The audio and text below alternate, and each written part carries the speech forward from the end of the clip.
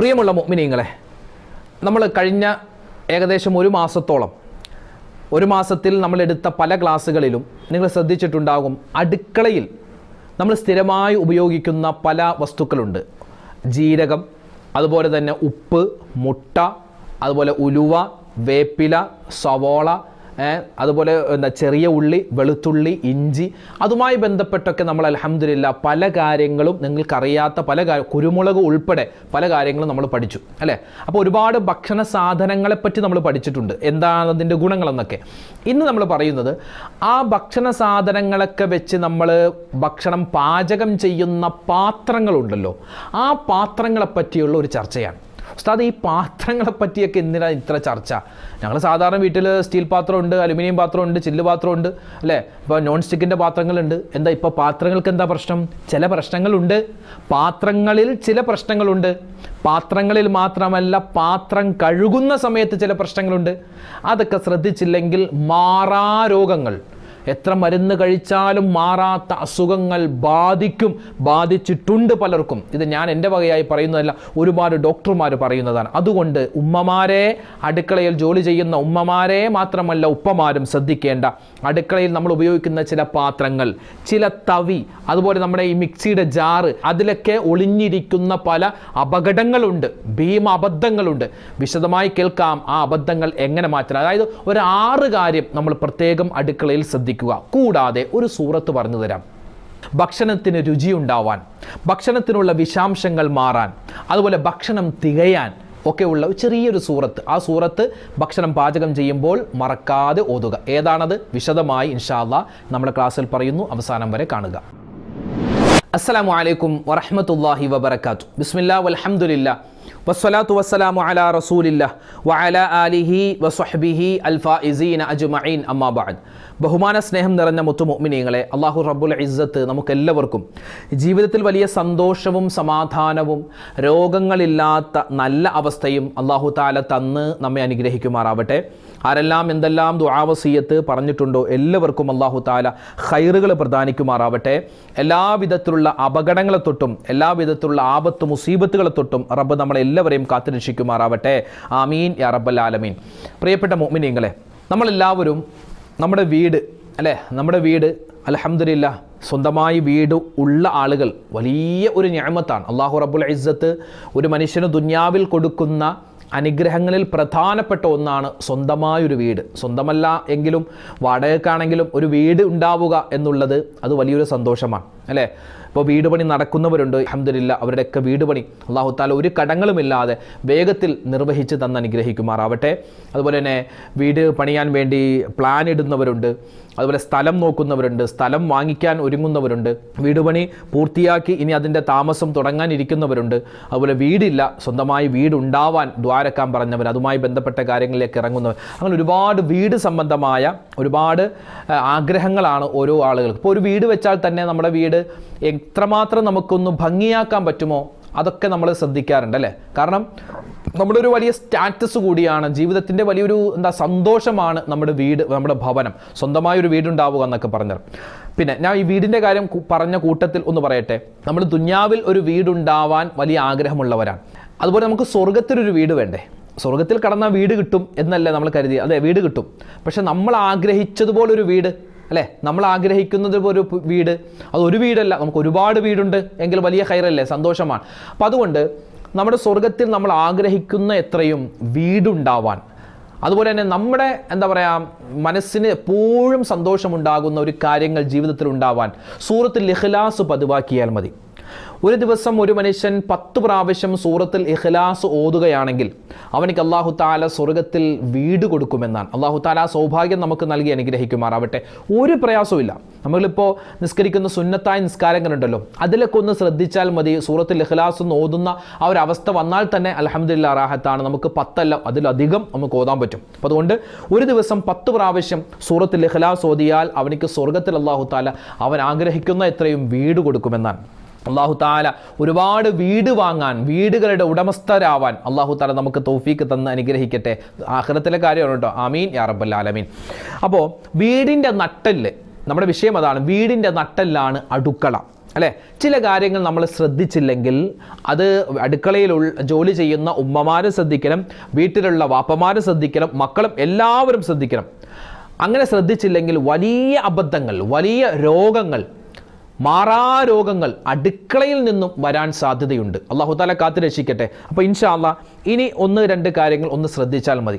അപ്പോൾ എല്ലാ പ്രയാസങ്ങളും മാറും. പെണ്ണില്ലാത്ത വീടും അടുക്കളയില്ലാത്ത വീടും ഒരേപോലെയാണെന്നാണ്. എന്ന് പറഞ്ഞാൽ അടുക്കളയോട് പെണ്ണിനെ ഉസ്താദ് ഉപമിച്ചു എന്നല്ല പറഞ്ഞത്. ഒരു വീടിൽ റൂമൊക്കെ ഉണ്ട്, പക്ഷെ അടുക്കളയില്ലെങ്കിലോ ഇതെന്തുട്ട് വീടാ അല്ലേ? അടുക്കളയില്ല, ഭക്ഷണം ഇവിടെ പാചകം ചെയ്യും എന്നതുപോലെയാണ് ഒരു വീട്ടിൽ. ഒരു വീട്ടിലുണ്ട് വാപ്പയുണ്ട്, മോനുണ്ട്, എല്ലാവരും ഉണ്ട്, പക്ഷെ ഉമ്മയില്ലെങ്കിലോ, അല്ലെങ്കിൽ ഭാര്യയില്ല, വീട്ടിലൊരു എന്താണ് നമുക്കൊരു പെണ്ണായിട്ട് ആരുമില്ല എങ്കിൽ അതൊരു എന്താ പറയുക, ഒരു ഹൈറില്ല എന്ന് തന്നെ പറയാം. വീടിൻ്റെ വെളിച്ചമാണ് ഉമ്മമാർ, നമ്മുടെ ഭാര്യമാർ അല്ലേ? ഇപ്പോൾ ഞാനൊക്കെ ഇപ്പോൾ വീട്ടിലേക്ക് ചെന്നാൽ, ഞാനിപ്പോൾ ഒന്നും അറിയുന്നില്ല, ഞാനിപ്പോൾ വീട്ടിലേക്ക് ചെന്നാൽ, പള്ളിയിൽ നിന്ന് വീട്ടിലേക്ക് ചെന്നാൽ എൻ്റെ മുമ്പിൽ ഭക്ഷണം വരും. അതെൻ്റെ ഉമ്മ ഉണ്ടാക്കുന്നു, എൻ്റെ ഭാര്യ ഉണ്ടാക്കുന്നു, അതുപോലെ തന്നെ വീട്ടിലുള്ള മറ്റ് സഹോദരിമാരുണ്ടാക്കുന്നു അല്ലേ? അപ്പോൾ വീട്ടിൽ പെണ്ണുണ്ടാവുക എന്ന് പറഞ്ഞാൽ അതൊരു ബറക്കത്താണ്. അല്ലാഹു തആല ഇപ്പോൾ ഒരുപാട് ചെറുപ്പക്കാർ ഉസ്താദെ കല്യാണം ശരിയാകുന്നില്ല, വിവാഹം ശരിയാകുന്നില്ല, ഒരുപാട് ആലോചനകൾ വരുന്നു. അതുപോലെ തന്നെ പല സഹോദരിമാർക്കും ആലോചനകൾ വരുന്നു, ഒരു ചെറുക്കൻ നല്ല ഒക്കുന്നില്ല, ഇങ്ങനെ പറയുന്നവരുണ്ട്. അല്ലാഹു തആല ഖൈറായ ഇണകളെ അവർക്കൊക്കെ കൊടുത്ത് അനുഗ്രഹിക്കുമാറാവട്ടെ. ആമീൻ യാ റബ്ബൽ ആലമീൻ. അപ്പോൾ അടുക്കള എന്ന് പറഞ്ഞാൽ ഇപ്പോൾ ഈ ഹോട്ടൽ ഭക്ഷണമൊക്കെ കഴിക്കുന്ന ആളുകളുണ്ട്. ഇപ്പോൾ ഞാൻ ജോലി ചെയ്യുന്ന എറണാകുളം പള്ളിയിലാണല്ലോ. എറണാകുളം പള്ളിയുടെ പരിസരത്ത് ഒരുപാട് കടകൾ. അപ്പോൾ അവിടെയൊക്കെ നമ്മുടെ കണ്ണൂർ ഭാഗത്ത് നിന്ന്, കാസർഗോഡ്, അതുപോലെ തിരുവനന്തപുരം, എല്ലാ ജില്ലകളിൽ നിന്നും ആളുകൾ വന്ന് ഇവിടെ താമസിക്കുന്നുണ്ട്. അപ്പോൾ അവർ ജോലി ചെയ്തിട്ട് പിന്നെ അവരുടെ വീട്ടിലേക്ക് പോകാൻ അവർക്ക് സാഹചര്യമില്ല, വീടൊക്കെ ദൂരെയല്ലേ. അപ്പോൾ അതുകൊണ്ട് ഇവർ റൂമുകളിലാണ് താമസിക്കുന്നത്. അപ്പോൾ റൂമുകളിൽ ഒരു റൂമിൽ തന്നെ 2, 3, 4 ഒക്കെ ആളുകളുണ്ടാകും. പിന്നെ ഭക്ഷണം ചിലപ്പോൾ അവർ ഹോട്ടലിൽ നിന്നായിരിക്കും ഭൂരിഭാഗം ആളുകളൊക്കെ കഴിക്കുക. അപ്പോൾ അവർ ഒരു സഹോദരൻ പറഞ്ഞു, സാറേ നമ്മൾ ഹോട്ടലിൽ എത്ര വില കൊടുത്ത്, എത്ര പൈസ കൊടുത്ത് നമ്മൾ ഭക്ഷണം വാങ്ങി കഴിച്ചാലും വീട്ടിൽ നിന്നും ഭാര്യ ഉണ്ടാക്കുന്ന അല്ലെങ്കിൽ ഉമ്മച്ചി ഉണ്ടാക്കി തരുന്ന ചിലപ്പോൾ കഞ്ഞിയോ അല്ലെങ്കിൽ എന്തെങ്കിലും ഒരു അച്ചാറോ ആയിരിക്കും, പക്ഷെ അതിൻ്റെ രുചിയോളം ആവില്ല എന്ന് പല സഹോദരന്മാരും വിഷമത്തോടു കൂടി പറയുന്നുണ്ട്. അതുകൊണ്ട് തന്നെ അവർ പലരും ഫാമിലി ആയിട്ട് ഇവിടെ വന്ന് താമസിക്കുകയാണ്. അപ്പോൾ ഞാൻ പറഞ്ഞു വന്നത്, ആണും പെണ്ണും നമ്മളൊക്കെ ശ്രദ്ധിക്കേണ്ട ചില കാര്യങ്ങളുണ്ട് നമ്മുടെ വീട്ടിൽ, പ്രത്യേകിച്ച് അടുക്കളയിൽ. ഒന്നാമത്തെ കാര്യം അടുക്കളയിലുള്ള പാത്രങ്ങളാണ്. അടുക്കളയിലുള്ള നമ്മുടെ പാത്രങ്ങൾ നമ്മളൊന്ന് ശ്രദ്ധിക്കണേ. അടുക്കളയിലുള്ള പാത്രങ്ങൾ വളരെയധികം ശ്രദ്ധിക്കേണ്ടതുണ്ട്. അതായത് ചിലപ്പോൾ നമ്മൾ ഒരു തരത്തിലുള്ള ഗൗരവം കൊടുക്കാറുണ്ടാവില്ല, വളരെ ലാഘവത്തോടുകൂടി എടുക്കുന്നതാണ് അടുക്കളയിലെ പാത്രങ്ങൾ. ചിലപ്പോൾ നല്ല ഫുഡൊക്കെ കൊണ്ടുവരും, നല്ല സാധനങ്ങൾ നമ്മൾ വാങ്ങിച്ചു കൊണ്ടുവരും അല്ലേ? നല്ല ഭക്ഷണങ്ങൾ, നല്ല പച്ചക്കറി, ഗുണമേന്മയുള്ള പയറുവർഗ്ഗങ്ങൾ, അതൊക്കെ നമ്മൾ കൊണ്ടുവന്നിട്ട് നമ്മളത് പാചകം ചെയ്ത് കഴിക്കാറുണ്ട്. പക്ഷേ ആ പാചകം ചെയ്യുന്ന സമയത്ത് തന്നെ നമ്മൾ കൊണ്ടുവരുന്ന പച്ചക്കറിയിലെയും അതുപോലെ തന്നെ പയറുവർഗ്ഗത്തിൻ്റെയൊക്കെ ഗുണങ്ങൾ പോവുകയാണ്. കാരണം ആ പാത്രം വളരെയധികം മോശമായിരിക്കും. ഒരിക്കലും നമ്മൾ ഭക്ഷണം ഉണ്ടാക്കുന്ന പാത്രം മോശമാവാൻ പാടില്ല കേട്ടോ. എന്താ പ്രശ്നം? ഞാൻ മാത്രമല്ല, നമ്മുടെ വീട്ടിൽ, ഇപ്പോൾ എൻ്റെ വീട്ടിൽ ഉൾപ്പെടെ നമ്മളൊക്കെ വീടുകളിൽ ഒരുപാട്, ഇപ്പം നമ്മൾ ചെന്ന് നോക്കിയാൽ കാണാൻ പറ്റും, അരികു പൊട്ടിയത്, അല്ലെങ്കിൽ ഹോളുള്ളത്, അല്ലെങ്കിൽ ചെറിയ ചെറിയ പൊട്ടും പാടും ഒക്കെ ഉള്ള ഒരുപാട് പാത്രങ്ങൾ ഉണ്ടാകും അല്ലേ? ഒരുപാട് പാത്രങ്ങൾ. ഇന്നിപ്പോൾ ഞാനിത് എൻ്റെ വകയായിട്ട് പറയുന്നില്ല, ഡോക്ടർമാർ പറഞ്ഞു തരുന്നു. നമ്മൾ ഭക്ഷണം പാചകം ചെയ്യുന്ന പാത്രങ്ങൾ, ആ പാത്രങ്ങളിൽ നിന്നാണ് ഭൂരിഭാഗം അസുഖങ്ങളും രോഗങ്ങളും ഉണ്ടാകുന്നതെന്നാണ്. നമ്മളിപ്പോൾ സ്റ്റീൽ പാത്രം ഉപയോഗിക്കാറുണ്ട്, അലുമിനിയത്തിൻ്റെ പാത്രമുണ്ട്, ഇരുമ്പിൻ്റെ പാത്രമുണ്ട്, അതുപോലെ നോൺ സ്റ്റിക്കിൻ്റെ പാത്രമുണ്ട്, പ്ലാസ്റ്റിക്കിൻ്റെ പാത്രമുണ്ട്, ഇങ്ങനെ ഒരുപാട് ഗ്ലാസുകളുടെ പാത്രമുണ്ട്, ഇങ്ങനെ ഒരുപാട് മെറ്റീരിയലുകൾ കൊണ്ടുണ്ടാക്കുന്ന പാത്രങ്ങളുണ്ട്.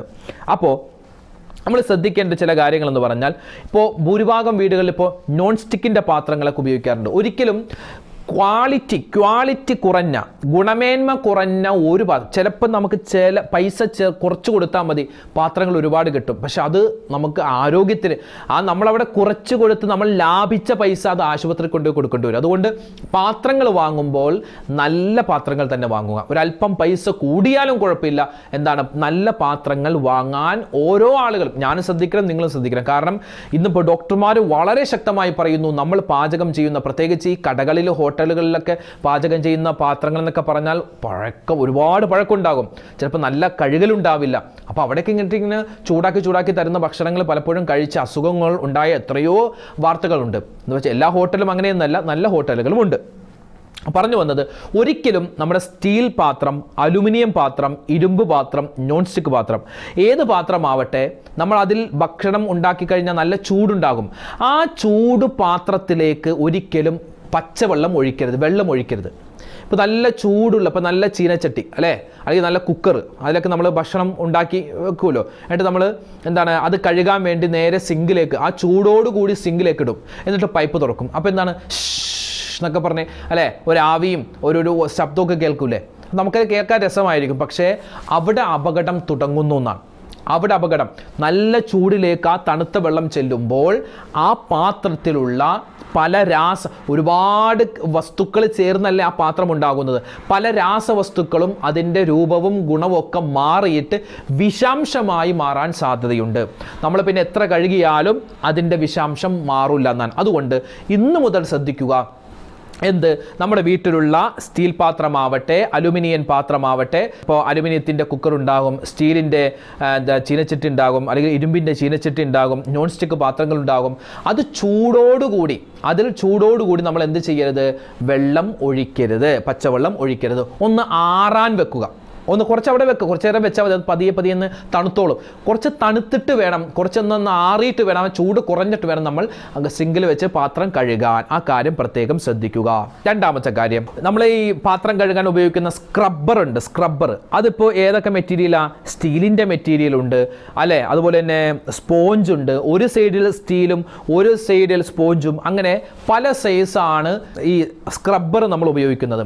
നോൺ സ്റ്റിക്ക് പാത്രത്തിൽ എന്നല്ല, അലുമിനിയം ആവട്ടെ, ഇരുമ്പാവട്ടെ, ഏതാണെങ്കിലും ഒരിക്കലും സ്റ്റീലിൻ്റെ ആ സ്റ്റീൽ എന്ന് പറഞ്ഞാൽ കമ്പി ഉണ്ടല്ലോ, കമ്പി, അതുകൊണ്ട് നമ്മൾ പാത്രത്തിൻ്റെ ഉൾഭാഗം ഉരച്ച് കഴുകാതിരിക്കലാണ് വേണ്ടത്.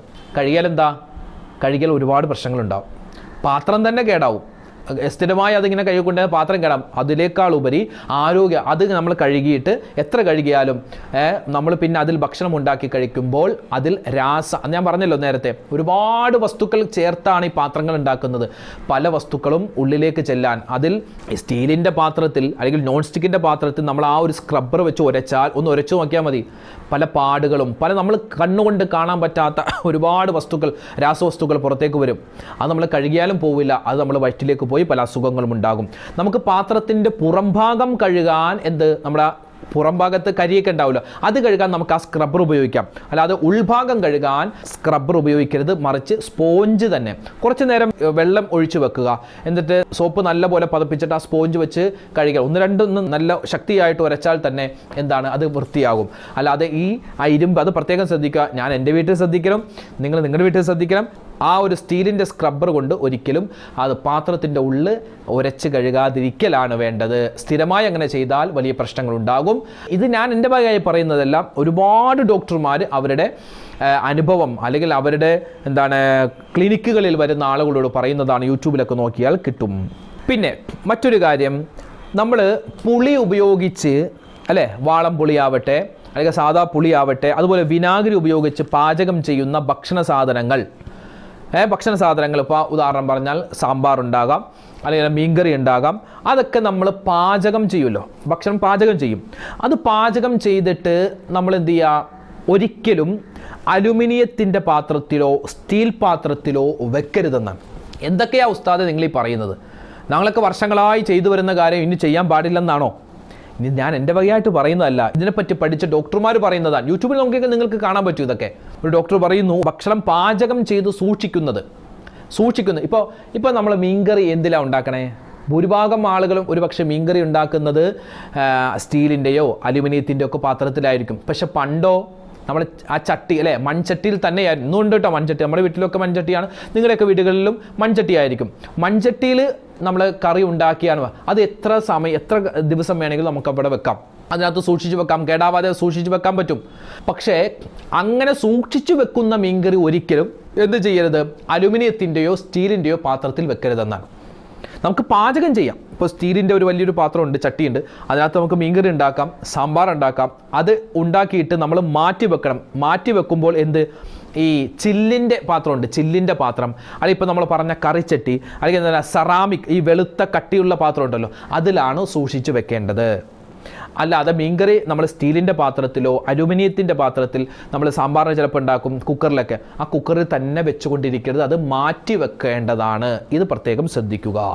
മറ്റൊരു കാര്യം, നമ്മുടെ വീട്ടിൽ ഉപ്പ് പഞ്ചസാര മുമ്പ് ഞാൻ പറഞ്ഞിട്ടുണ്ട്, ഉപ്പ് പഞ്ചസാര ഒരിക്കലും പ്ലാസ്റ്റിക്കിൻ്റെ പാത്രത്തിലോ സ്റ്റീൽ പാത്രത്തിലോ അലുമിനിയത്തിൻ്റെ പാത്രത്തിലോ വെക്കരുത്.